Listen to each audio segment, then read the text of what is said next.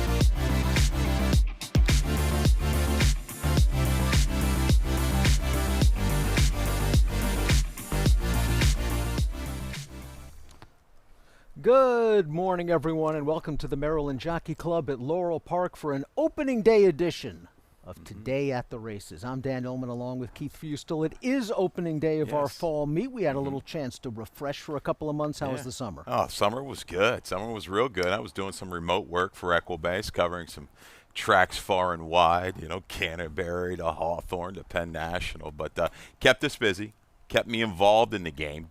Going to be honest, wasn't handicapping nearly as much as I'm accustomed to, so kind of going to knock the rust off of things here these first couple days and hopefully get you off to a good start. But looking forward to a great fall meet. We've got beautiful weather. Projected forecast looks good. We were gaining a lot of steam in our early pick five, in our handle. So let's pick that back up here as we get back going here in September, and looking forward to a good meet. And we're starting off hot with an 8-race card today. Of course, we have a really nice stakes race tomorrow. The Twixt credit to Eleanor Albert, our stakes coordinator. 10 horses in that filly and mare Twixt stakes at a one-turn mile. I think you can make a case for everybody. And of course, we've got everyone's favorite Post Time will be a big favorite on Sunday in the Polynesian. Yeah, Post Time looking to keep that perfect record intact at Laurel. He's been phenomenal here. Great for Maryland racing.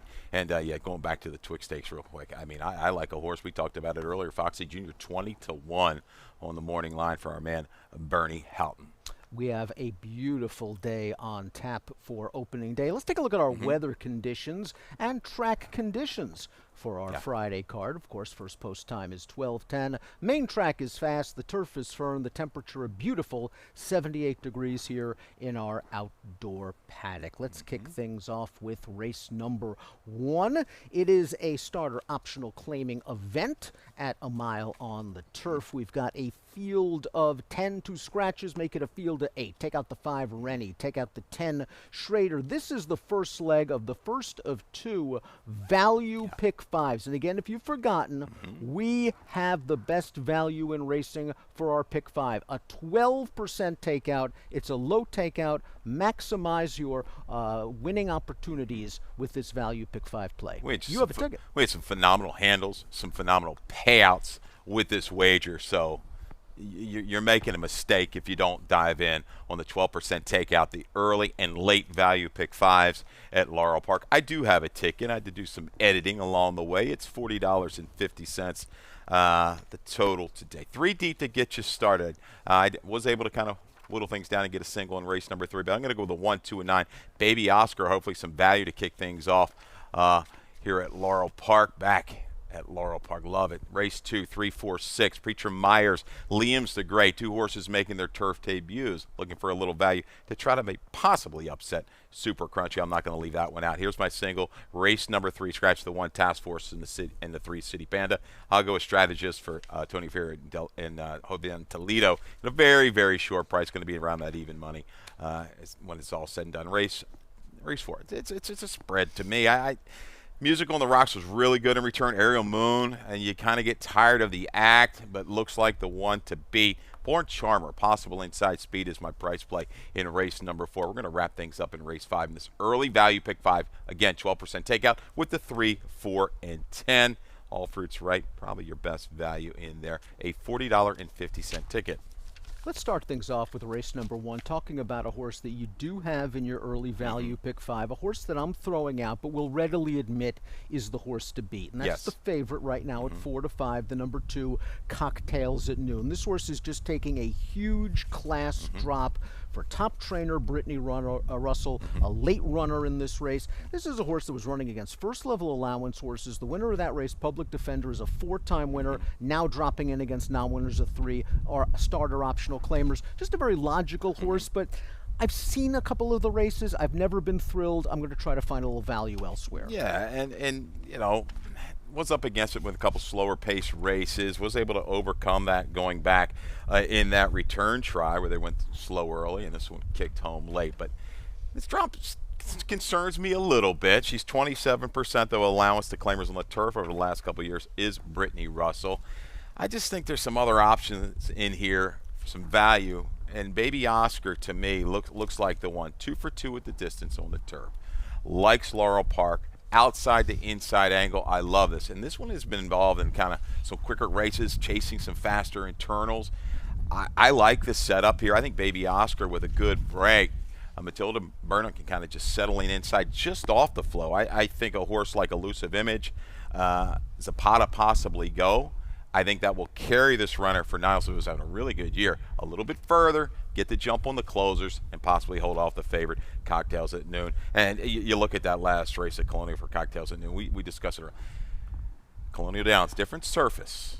The ship, everything else involved with these horses that have been running down here. So some of these running lines don't look good. You might have to just give them a pass. So the first couple weeks, maybe month and a half, we're going to have to kind of sort through some things with these horses returning off those races over the grass course at Colonial. 10 to 1 on the morning line for your top pick, the 1 Baby Oscar. I agree. He should get a good trip in here. Go to the Kingdom is the number 9. We have a video spotlight on my top pick. I didn't think this horse had a very good trip. Watch the break here. This horse is going to get bumped out of here, pinched, and he's going to be far back in the early stages. Let's watch it again. Just watch the horse in the gold cap just get pinched back all the way to the back of the pack, and now he's got a lot to do.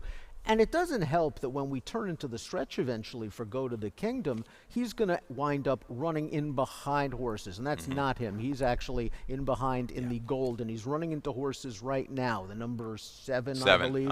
And you're going to watch. He has run, but he gets stopped here. I'm not saying he was going to win if he got a clear run, but I am saying that he would have been closer, and it looked like that he did have a little bit of kick there. Now he's going to have to overcome an outside post position. He's going to need a little bit of pace because he doesn't have a lot of early speed. But I think that last race showed that there is some run here for Go to the Kingdom, and and he has won at Laurel Park, albeit back in 2023. He like Cocktails and get definitely some class relief in here. They face some pretty good horses. Go to the Kingdom at Monmouth. Cocktails at Noon here, Delaware, Colonial. I just had to go for a little bit of a price. Go to the Kingdom again. Will there be enough pace? That's my biggest concern here for this Lynch runner. If you are looking for a price, the 8 Top Blood is still relatively unexposed. He's a press box favorite of ours, unexposed on turf. He's only raced once on the surface. He's kind of made a mid-move that day before tiring. But we do have a trainer stat. Jose Corrales has been going very well at Timonium between August the 30th, September the 1st, 3 for 11. That's 27%, a 416 ROI. Top Blood's a horse that can get close to the pace in here. It'll be interesting to see if he can handle the turf. Horse like Crabs and Beer, if it was in this race, I think would take a lot of play. Elusive Image comes out of a race at Delaware. pretty salty. And there's another one on a little bit of a drop. And this guy's got positional speed. He's got some stamina. I think this one stays a long way for trainer Jason Smith. Look at the fractions last time out. Just chasing a pace. 23.98 opening quarter, 23.32 second quarter. Really had to work hard against the likes of a Krabs and Beer, a 6-time winner, graded stakes placed, and now dropping in with a non-winners of 3. This horse might be a good value in here. The 4 Elusive Image, currently trading at 13-1, will likely go down. 1924 for Keith, 9481 for me in the opener on opening day. Race number 2, a mile and a 16th on the turf, 3 and up, which have never won 2 races. Claiming price is 40 down to 32. Take out the 5. White Blue leaves us with a field of 5. This is the first leg of our first of 2 pick 4 wagers. We always say it here on the show. If you're alive in your early value pick 5, get involved in the pick 4. It's okay to be greedy. If you're knocked out of the early pick 5, unfortunately, get involved in the pick 4 and still score. We're going to talk about the 4 Super Crunchy. We've got a video spotlight. This is the 3-2 morning line favorite. Super Crunchy was kind of jostled in between horses going into the first turn. As you see here, is in and among. Yeah, I should have included that. That horse definitely had trouble, bounced around, a little bit of a shuffle. And then I thought here, leaving the 3/8 to the quarter pole, was held up a little bit, then kind of almost lost interest, Dan. Once this horse works to the outside, though, the Son of Candy ride does come running, closing steadily behind a horse, that was pretty good before the layoff, a horse that was an allowance, right there in an allowance race at Ellis. So right behind the favorite at a big number at 10-1 at Colonial. Will be a very short price for Trombetta. Mike Trombetta had a really good summer, and he's set up to have a phenomenal afternoon to kick things off here at the Laurel Park meet. He's just been a solid horse, Super Crunchy. Maybe not the most prolific winner in the world. 6 seconds from 12 lifetime starts, but from a speed figure standpoint, from a race shape standpoint, he has tactical speed. He just figures to be right there. But I can understand anyone that sees those 6 second place finishes and say maybe he doesn't want to win. He's going to be a short price. I like where you're going in here. Kind of a new face. Preacher Myers going out for Hammy Smith, making the turf debut off a useful performance on dirt. This is a horse going back to June was your value play, right? At a good number at 7-1, got it done with the blinkers on. The blinkers have gone on. This horse has improved steadily. Musawish, 11-12% with the turf bottom side. I see mizzen mast. There's not a lot proven there, but Hammy, I think this barn's going to heat up. The positional speed, the staying power of the fight is what I like for Preacher Myers. Yets at Hazelwood with a lot of momentum coming in to this Laurel Park meet. A great run over at the Big T. Why not? This move, profitable recent years for Hammy. The last 5 years, $3 ROI. Dirt to turf with his 3-year-olds. Like that, and I also like the fact that you have another fresh face on turf as your second pick. That's the 6, Liam's the Great. I'm a big fan of the Liam's maps on turf. I think this horse could certainly improve on the grass. Troy Singh does very well when he gives horses time, and we saw that with Liam's the Great, who returned off of a lengthy layoff, got Lasix for the first time. Troy had this horse ready to go 2 turns on the bull ring at Timonium. That was a nice effort. He might be finding himself. Showed a little bit different, ability to rate a little bit. He took to that firm rating and made that pop move to win and go clear by 3. And I saw him towards the latter part of the Timonium meet, and he was encouraged from what he saw before the race and now after the race from Liam's the Great. And looking at the bottom side, plenty of turf. That mare was 7 for 25 on the weeds. Made $250,000. It topped out at an 81. Again, this is another horse. I think he's got to be forward in here, looking for one of these first-time turfers to get the head start possibly on Super Crunchy. Maybe hem that one in a little bit and hold on late. Is the 2 better watch at one of the cases that you were discussing in race number 1? A horse that maybe just didn't seem to like Colonial with the ship. I thought this horse ran really well 3 starts back. He got blind switched on the turn, had to alter course inside, was second best to the gate to wire winner, a sharp horse in Mission Artemis. Maybe was overmatched for the 25 in his second start, and he just didn't run last time out at Colonial. I think on his best day, better watch it at a price can threaten this field. Completely agree. Outside to inside type of move. I think we'll need to be put in position a little sooner than what he's been lately. I think he's going to have to stay fairly close. We'll see if they slow things down on the front end, which might give him a chance to stay close. But Madison Myers, another trainer, was finishing up well here back in June.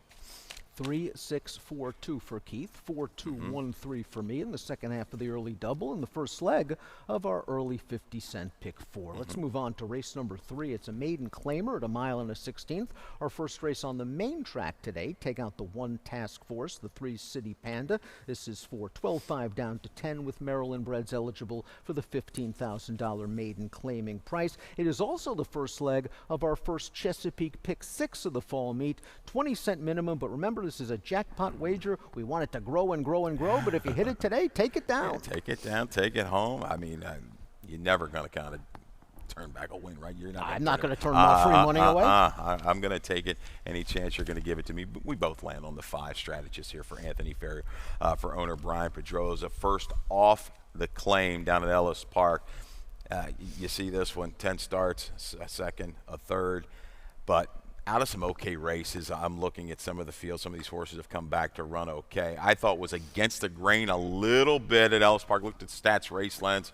I do like to use that, our Equal-based product. It kind of gives you an idea sometimes if there's any kind of biases. It's at the end of the line there. But strategists, I think, can just get the jump on this field, can kind of go to the front. If World on Fire goes, which he just might from the inside, I think strategists can relax a little bit and maybe kind of get the better of that one. Going to need to open up. I don't want this horse going into a make that bid and dueling, and I'm going to start getting a little bit worried. But I think he's got enough here. We've seen Ferry with these horses come in, especially from Kentucky. You're right. Claiming horses from Kentucky, shipping them in here. Those horses seem to fit very well. And this horse just pushed a very fast pace last time out. The opening quarter 23:41, the second quarter 23:24, and the horse still held second behind the favored winner. I kind of agree with you. Maybe it was against the grain of the track that day. The horse that beat him came back, ran second with a 65 buyer speed figure, and a now winner's a 2 allowance race at Belterra Park. So strategist is going to get the jump on the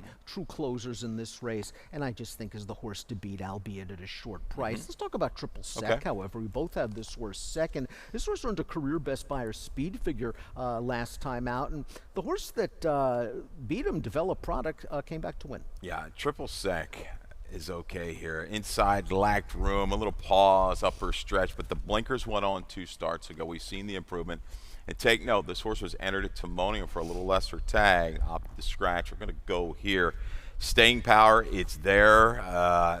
Again, not a ton of speed. You get a little bit fooled by those internals sometimes at Colonial. They go so fast. So I think this one might need just a touch of help. It might get it if World on Fire can go ahead and go and keep strategists occupied. But this horse might be the best true finisher in race 3 for trainer Katie Voss. And I think if he breaks a little bit better, Triple Sec was a little slow from the rail last time out. If he breaks a little bit better, he can stay close to the pace. Maybe the 2 and the 5 do go out there and set things up. He does have some tactical speed. Real Talented is another horse that was up close to a pretty solid pace last time out. 24.17 opening quarter, 24.10 second quarter. For these kind of horses, that's a pretty enervating pace. That was at Delaware. Listen, it was his first start after a 2-month layoff. Maybe he'll do better second time. They're getting rid of the blinkers. The sparring's been going well lately. I think we'll see some rating tactics here. He was a couple lengths in front of a horse called Tyson's Delivery. He's come back to one recently. I believe it was on the turf, but it's a horse Rodman likes. The blinkers coming off, a chance to sit back and finish. Was really stymied down in that race at Pimlico to finish up well once angling out. I think a user from just off the pace. But strategist might not have needed help. He gets help perhaps with a couple of scratches in here. He's our top pick. We see it the same way. 5-4-6-2 in race number 3. Race number 4. Starter optional claimer going 5.5 on the bowl game turf course. Fillies and mares 3 and up started for a claiming price of 16 or less, in which have never won 2, or the claiming 16 to 12, in which never won 2. Take out the 4, the MTO Sippin' Time. This is the first leg of our late 12% takeout value pick 5. Again, it's a great wager because of the low takeout, and our friend and colleague Mackenzie Pfeiffer has sent in a ticket. $48 ticket for Mackenzie, very affordable. Too deep to get you started in race number 4. The 5 Musical on the Rocks favorite, Ariel Moon, a short price. Musical on the Rocks, again, we talked about that big effort in return for Lapidus and Mike Giralles. Race 5, she's going to use 3 horses in here. The 4 Quamish, the 5 Courageous Mission, and the 10, All Fruits Right. That's the value there at an 8-1 morning line. Race 6 with the 3 and the 5. We've got the registered Maryland bred or sired maidens, the fillies, 2-year-olds. tricky race. Scratch the 4 Celtic Carp and the 8 Stroll Trippin'. But you can usually depend on Brittany Russell and Malibu's Rum Runner. We'll talk about that breeding in just a bit. Race 7 with the 5 and the 6 Ultimate Love, and you should tell coming out of those races at Colonial, they were both very impressive. And race 8, little spread-a-rama, 2, 3, 4, and 6 to wrap up the 12% late value pick 5. Mackenzie Pfeiffer did a great job over at the Big T. Back here ready to give you some winners at Laurel Park. I liked what you said about my top pick, the 6 Ariel Moon in here, who might be a little bit of an underlay at 7-5 on the morning line. From a speed figure standpoint, Trombetta's been going very well. Certainly deserves to be the favorite. But this is a horse you said maybe getting a little bit tired of the act. 1 for 16 lifetime. Yeah. We've seen her get beat at short prices in the past. What I found interesting, Keith, is that this is a horse that showed a lot of speed earlier in her career. And it seems like this spring and into the summer, Trombe has sort of made an effort to take this horse off the pace. Now, she didn't break well last time out, and she got wired by the favorite at Colonial. They stayed inside. They were very patient. They cut the corner. She ran well to be third behind the 2 favorites that day. I just wonder if maybe this is the right field for her. Well, it very well could be. And I think she'll revert back to being right up on or near the lead against this particular group. There's no real true speed. I'm taking a flyer, a severe flyer here with the 2 Born Charmer with Toriaba for Greg Wilson. The reasoning, looking at the styles, I think this horse can just go ahead and go. You look back June 15th at Laurel Park and that 5.5 on the grass. Drew the 11 post, did not come away well, broke a little outward, had to recover, and then moved into that quicker flow before fading. Now we go dirt to turf, inside speed, doesn't have to improve a ton. I just think she offers some good value here in the 4th. But Ariel Moon, I think she's just going to have to be right up on or near the pace in this race. And you look at her recent buyer figures on the turf. She should get it done. I just don't trust her. And we have a trainer stat for Michael Trombetta. Between July 27th and September the 1st, this is what you've been talking about, 27 for 93. It's almost 30%. If you just bet blindly on Trombe between July 27th and September 1st, you're making money, a 235 ROI. But getting back to your pick, I like horses that are dirtied up. And I think this is a horse that's a perfect example for all the reasons you mentioned. They tried a mile, maybe too far, tough post going 5.5, deserves another chance at a price. And this is a horse I think you've just talked me into that I'll be using somewhere in my late value pick 5. Let's talk a little bit about the 5, Music on the Rocks, because we have a trainer stat as well for Mike Giralis, another barn that's been going hot. July 5th and August the 30th, limited, positive, 6 for 9. Wow. A $7.07 return on investment. This horse was claimed by Mark Lapidus. They gave him plenty of time, and he fired on turf. First time for this barn. And you look at that bottom side, if I'm not mistaken, Church Music, she was like the 3-mile type. I mean, she was running on and on and on. But this was a legitimate run. I had the feel, okay, all right, this horse come back and run okay out of there. But any little bit of help, any bit of improvement, Music on the Rocks will be right there for Giralis and company. Let's talk a little bit about the number 8, Any Fool's Gold. We both got Any Fool's Gold in there a little bit. This is a horse I wonder might be best placed on the bottom of your exactas and trifecta, simply because she's already had so many chances. 1 for 27 lifetime. But on her best day, she can run a figure that can get a piece of this. And we got a rider that's riding very well right now. He's on a little bit of a roll. Should be able to drop in, save some ground around the turn. And she's going to need to save every bit to enhance her late run. Ariel Moon, if she has the lead in the stretch, people are going to be screaming wire. Maybe Born Charmer, 15 to 1 on the morning line from the Equibase Ace, gets it done. 2658 for Keith, 6583 for me. We're going to take a quick commercial break, and when we come back, it is time for the last 4 races on the card.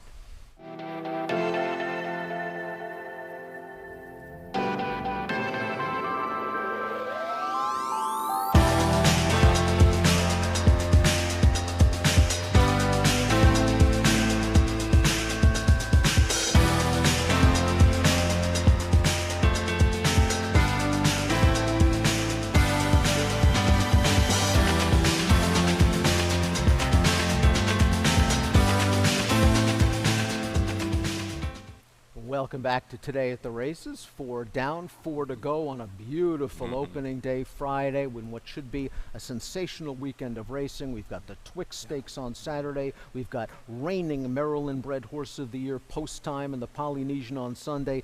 Each weekend in September we will have great stakes action. We've got a turf festival coming up towards the end of September. I believe we've got the Salima and the Laurel Futurity, so just a lot of exciting action. And of course, we've got 2 low takeout 12% value pick 5 wagers daily. Let's move on to race number 5, however. 5.5 furlongs on the turf. It's a maiden claimer, 16 down to 12.5. Maryland breds eligible for the 20. MTO Railroad Inn, number 1 is out.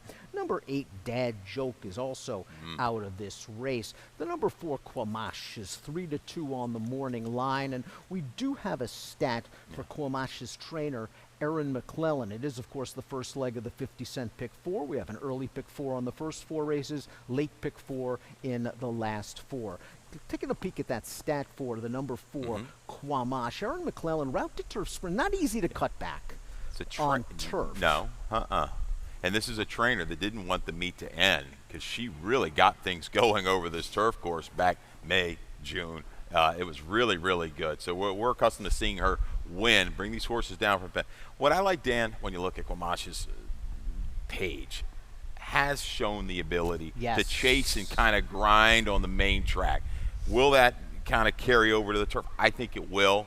I think Hernandez, who is a pretty good judge of pace, can kind of sit there. Things develop up front. You got a couple horses. Dave the Great, I think, has to go. Royal Flush, Hearts, maybe Nancy's Boy. They're going to go ahead and go.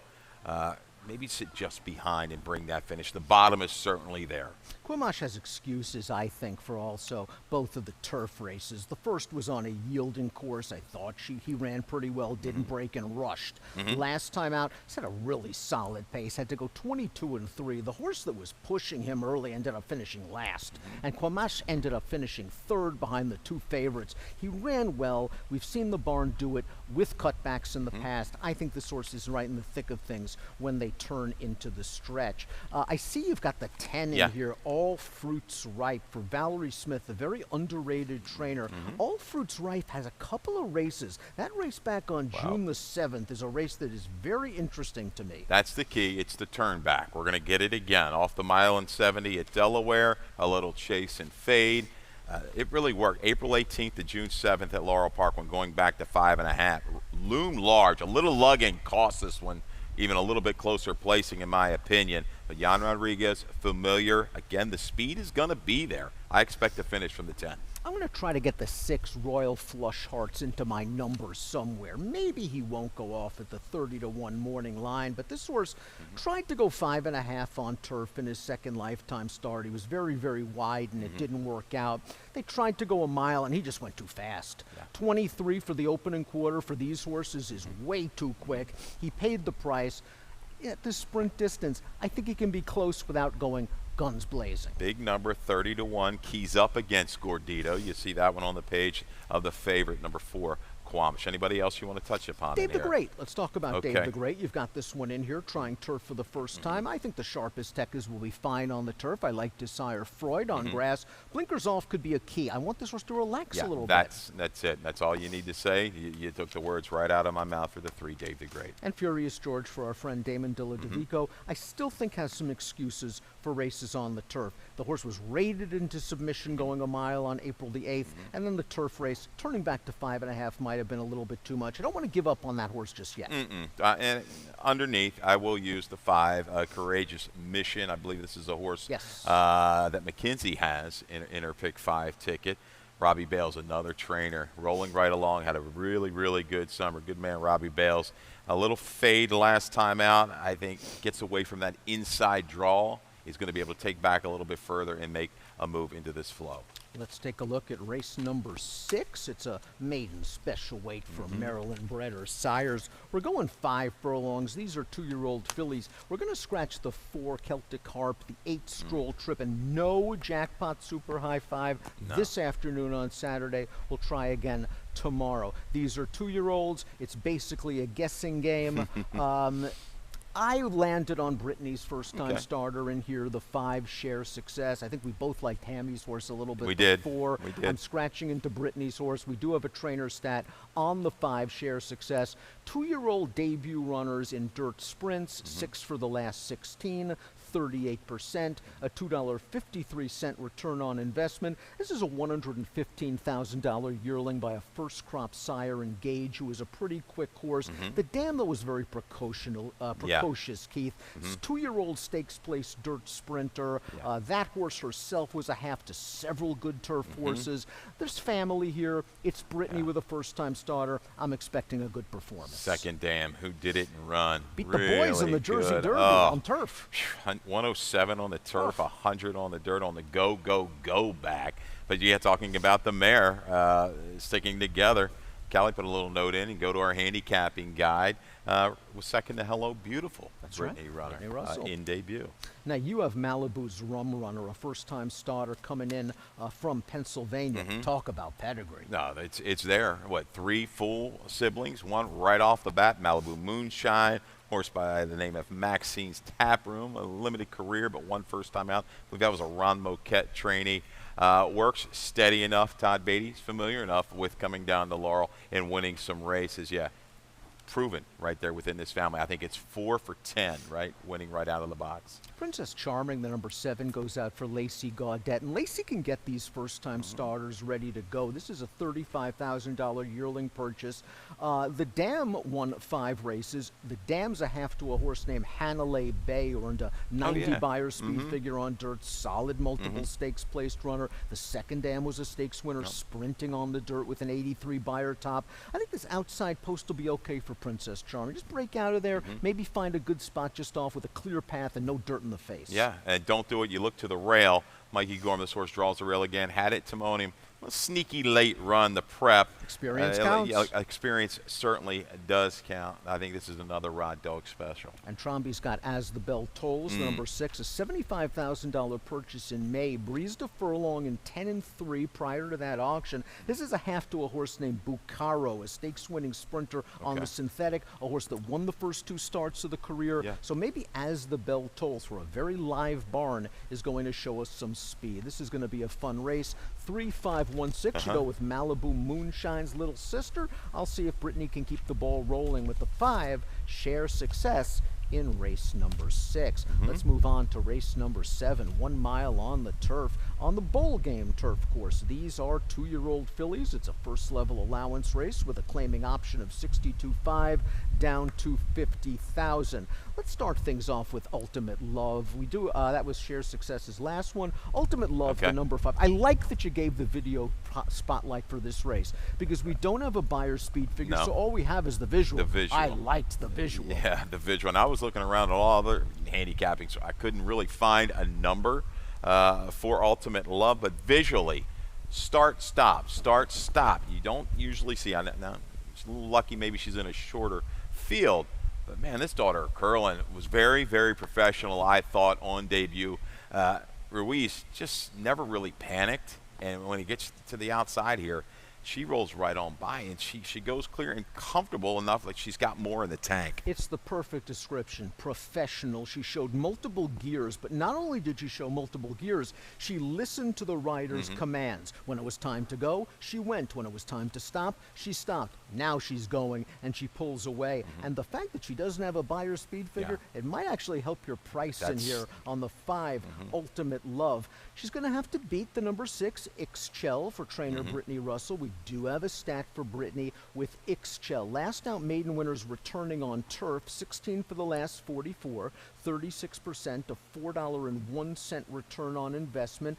This horse ran just fine last time out. What I liked best about Ixchel's performance, and she did beat a couple of next out winners, is that she was very game in the stretch. She made the first run into a very fast pace. A horse was coming at her on the outside. It looked like Ixchel was going to get beat. She found a little more. Dealt with a big field. 12 runners in that race, so 11 there that she had to beat, and really relaxed well. Good ride by Toledo that day. Found that seam coming to the quarter pole, worked outside. Looked like once she got the lead, she waited a little bit. She lugged it, but once that other horse started coming, was never going to get by, and on the gallop out, kicked back away. It certainly could move up.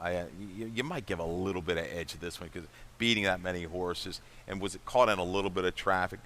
Tough for me to separate. I think I'm going to get a little bit better value, just like you said. No number here.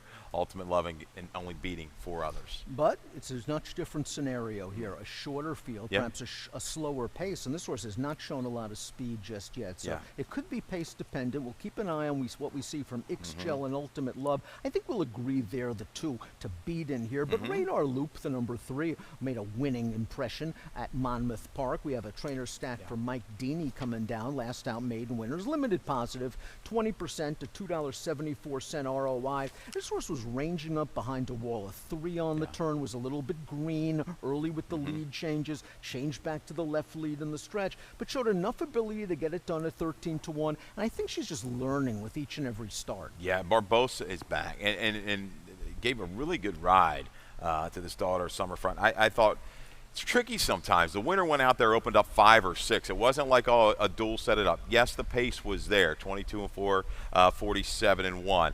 Inside out, worked outward again, and then sustained beautifully. That grind and that determination, I think, moves her up in my book for trainer Mike Denny. What do you do with the number 1 Law School? Here you go, Keith. You own a filly by Matoli. She debuts at Parks going 5.5. She wins by the length of the stretch. 13 lengths, solid buyer speed figure. Is your next move 2 turns on the turf? That's absolutely not. And, but he knows what he's doing, but Jason. He does. And dirt to turf. Now, second start of the career, limited. 2 for 4, 3 for 4 the last couple of years is not a move that he's done. But going back again, they made June. He was hitting with some of these horses going dirt to turf. So I'm not going to completely question this move. There's not. You're looking at the turf breeding. I didn't see a ton when digging into it. Went I think a tick faster than the boys. The next race, she's fast, but I think Dale's Bluff is another one that's going to be out there on the engine for Phil Capuano, for Lou Ullman and Walter Weiser. This horse was a little bit green in debut as well. Was trying to get out around the turn, went battling inside another horse, but again opened up a clear lead, resolute to the wire. It's an interesting race, number 7, shorter field. There's definitely ways to go outside of this 8-5 favorite. Always fun to watch the 2-year-olds. We'll see them in races 6 and 7. Race number 8 is going to conclude our card on opening day Friday. It's a maiden claimer going 5.5 on the Exceller turf course. For the olders, 45 down to 36 with the Maryland-bred Waiver. Let's scratch the main track only runner, the 5. Albert Finnegan. We both agree on the 2 Stew Ball in here. Now, this is a horse that's returning off of a lengthy layoff. We haven't seen Stew Ball in 233 days. But what I like about Stew Ball is the 1 turf sprint was good. They tried 2 turns at Gulfstream. Maybe it was the 2 turns. Likely was the competition. And then last time out was a synthetic race where at least the horse showed improved speed. I like this horse back on turf. Thought it was a really good 2-year-old debut. Rated inside, worked outward, finished up well behind Cinetic. Cinetic is a horse that we like, came back to win an allowance. Protected too, off of the break. Plenty of works. I like the stream of works this horse has gotten leading into this race. Stew Ball for me in the nightcap for Trump, but another live Tromby runner. A chimney sweep. We have a video spotlight for this TJ Aguirre trained runner for Ultra Championship Racing. As you can see, this is a very brisk pace at Colonial Downs, and chimney sweep was outrun a little bit early, but I like that Andres Chavez was able to save a little bit of ground, is going to cut the corner in the stretch. This horse, to me, though, looks like is going to win it. Is making a big move. The horse on the lead is going to end up drifting out. I thought Chimney Sweep has it done, and you're going to notice at a key juncture as he splits horses. Right here, he's got all the momentum. He's going to hop to his left lead, and he just can't seal the deal. Maybe he's still just inexperienced. Yeah, and again, do you think that's a little bit of an inflated fig? You go from a 53, is this horse just getting better? But you're right, had every right to win. The setup was there. That horse laboring, drifting, couldn't get it done. The family is there, though. We know the family. They've won on the turf. Benny Havens, Beltane, Tidewater for TJ Aguirre. And again, you see a horse like a Luca Machine and Hips Champ. I expect an honest pace in the nightcap. Speaking of Luca Machine, we have a trainer stat for Ned Allard, who's really a reliable conditioner. Second after 61 to 120 day layoffs, 5 for 16, that's 31%. A big return on investment. Luca Machine just set a ridiculously fast pace last time out, a runaway speed, was just coming off the rail and tired at the 3/8 pole. I think the turn back is just what the doctor ordered. Maybe it helps this horse relax. I know you have Jester Sang in there, and why not? This horse likes to hit the board. I'm not sure I would go too low on the tote with this horse because we have seen him lose at short prices, but he's reliable. So Barn had a really good run of late. You know, pretty much year in and year out. Hugh Robinson does a good job. I see Elon. This is a horse that was running steadily in the lower 60s from a buyer's standpoint over the turf course at Laurel. Called it soft going at Delaware. Finished up okay. A little bit more maybe experienced rider might help the finish for Jester Sang. 2-6-4-1 for Keith, 2-4-3-6 for me in the finale on opening day at Laurel Park. It is time for our best play segment of the program. Keith, your best play on opening day. Race 7, number 5, Ultimate Love. Highly competitive group, though. Professional. We're using that word to describe the debut. I thought it was start, stop, and still finish up quite well. Had plenty left once through the wire. The lack of a fig might boost your price. Let's start the meet off right for me. I'm going to go with the 9, Go to the Kingdom in the opener. I think the horse, the number 2, Cocktails at Noon, is going to take all the money. That horse is the horse to beat, but we saw the trip from Go to the Kingdom last time out, and maybe with a cleaner run, we'll get to see this Cal Lynch's best performance. 25 minutes to post for the opener on opening day Friday. Our friends Mackenzie Pfeiffer, Callie Francois, Dave Rodman will take you through the afternoon's action. And speaking of the voice of Maryland Racing, Dave Rodman, let's go up to the top of the stands for scratches and changes. Good luck, everybody.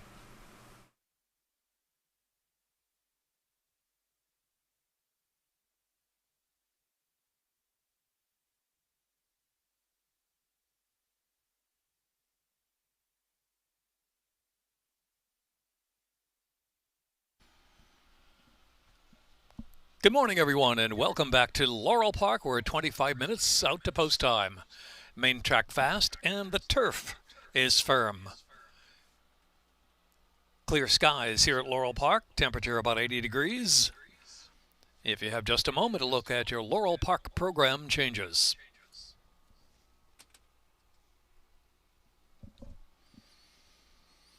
In the first race to kick off the early pick 5, scratch number 5, Rennie, and scratch number 10, Schrader. 5 and 10, scratch first race. The second race, scratch 5, White Blue. 5, White Blue, out of race 2. Third race, scratch number 1, Task Force. Scratch 3, City Panda. 1 and 3 out of race 3. No show, no superfecta. Third race starts the Chesapeake pick 6. Fourth race, start of the late pick 5. Scratch number 4, Sippin' Time. 4, Sippin' Time out of race 4. Fifth race, scratch 1, Railroad Inn. And scratch 8, Dad Joke. 1 and 8, scratch race 5.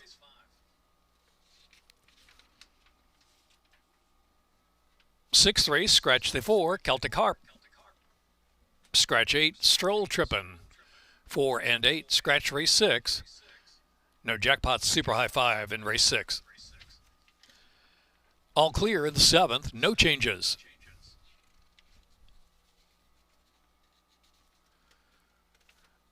Eighth race, scratch 5, Albert Finnegan.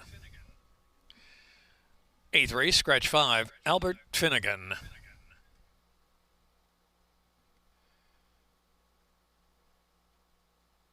Now you're up to date on the Laurel Park changes. 22 minutes to post time, track fast, turf firm. First race kicks off the early pick 5 with a 12% takeout. Good luck this afternoon at Laurel Park.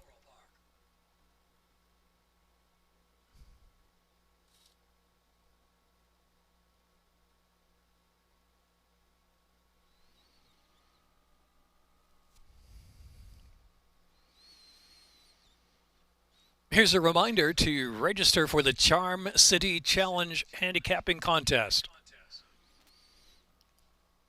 It's a free online meet-long tournament. Handicap the last 5 races on the Laurel Park program and earn cash prizes throughout the meet. For more details and to play, go to charmcitypick5.com. charmcitypick5.com.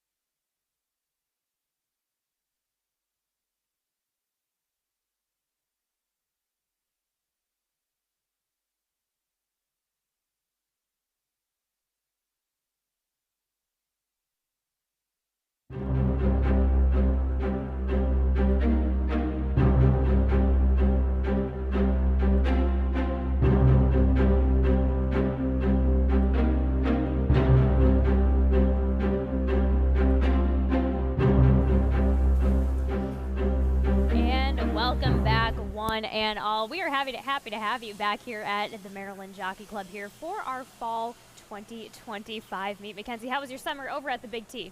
Fantastic. I always love getting back to the fair, and really you get new racing fans involved out there. That's kind of where it starts for some people. Yeah, very good. Always a way to get things started in a lot of different ways over at the State Fair, but we are back in action here over on the big track here, and we're going to start things off here with that early value pick 5. Now, of course, as per usual, as a reminder, we've got that low takeout, 12%.